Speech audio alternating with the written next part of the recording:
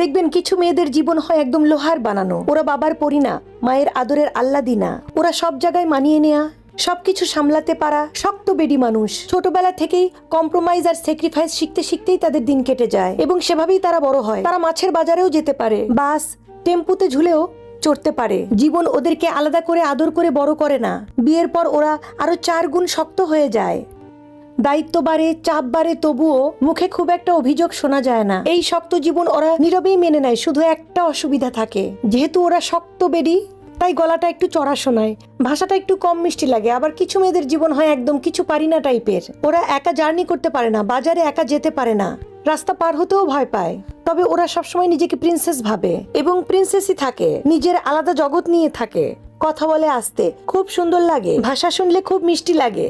ওদের উপর আবার কোনো দায়িত্ব পড়ে না, কারণ ওরা কিছু পারে না। এই মেয়েদের উপর সবসময় এই ট্যাগটাই লাগানো হয়, কারণ